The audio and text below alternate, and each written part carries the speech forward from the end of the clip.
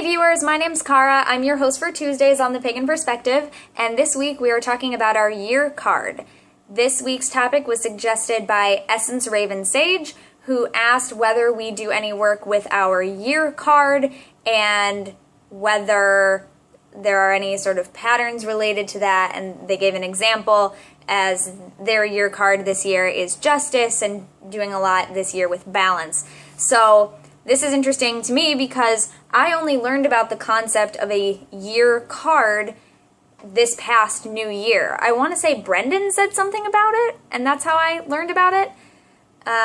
So I figured out what mine was, and I actually did a private patrons only video for my Patreon sponsors about my year card and going into a little more depth with it and how it relates to my intention for this year.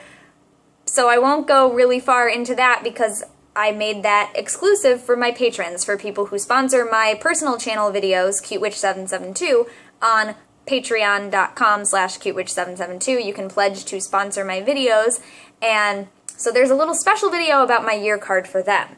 So to talk about this topic just in a general way for you, I will say, of course, as I just mentioned, that I only recently learned about the concept of a year card, and the coolest thing for me was finding out what mine was for this year and then going back a year at a time and comparing what the past few previous years' cards were at the time, unbeknownst to me, because I didn't know about the concept of a year card, and realizing that, you know, the year that I graduated college was this, and the year after that was this, and last year was this, and making these realizations of how well that card's archetypal energy and the meaning of that card really did and does describe the overall trend and pattern of everything that went on in my life that year.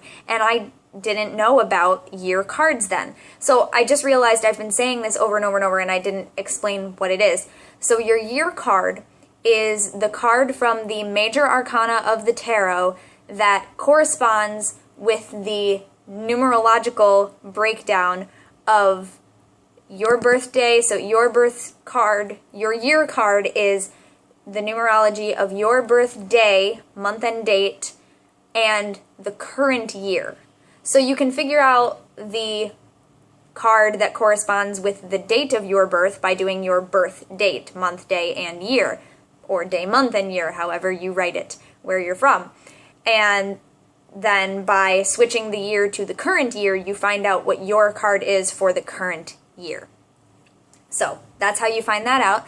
And that was a really interesting concept to me, and I think it's really cool. So yes, I had already determined what my intention for this year was going to be before I learned about this. I think it was like in January or February that I learned about it. Maybe it was January, but it was after I had already done my New Year's stuff. New Year's had passed. I had come up with my intention for the year, and then I found out my year card, and it matched it really well. I think I actually talked about this a bit on my blog, which is thewitchystuff.blogspot.com. Man, all the promos in this video, but it's irrelevant. I think I blogged about it, so you can go check that out too.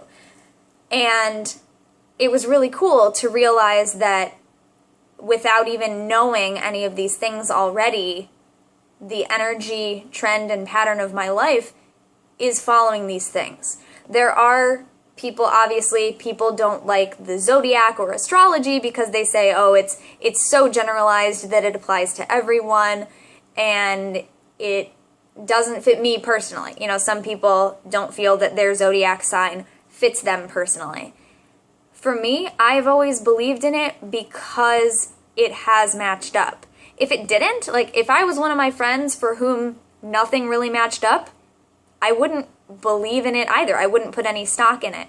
But over the course of my whole life, these things have always matched up. And so I think it's really, really cool that before I even knew about these concepts, I can now look back and say, yeah, that did, you know, that did describe that year. And the cards in the major arcana of the tarot are not the same exact thing as each other.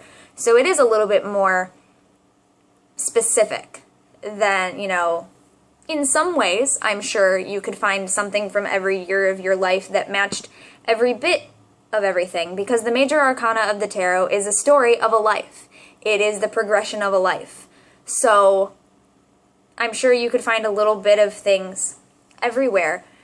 But when you're really, journaling and really paying attention to the patterns going on in your life and thinking about what's really going on spiritually, mentally, emotionally, physically, all of that, and then you see, these major things from these archetypal energies are directly matching up in a really big way. I think that's powerful and that's cool, and that makes me feel connected. It makes me feel like I'm not just floating around not matching up with things and living a great life, but maybe not being tuned in, but that I'm actually tapped into these energies and following them. And in a way, that could also be really creepy, I think, because then that could also relate to, thoughts about fate versus free will, or destiny versus free will and free choice. Like, are we making our own choices, or is there really something underlying or overlying, some kind of current pulling us along that we can't really control? These things are happening every year in relation to other things that they just happen to match up, but are we following those things, or are those things following our choices?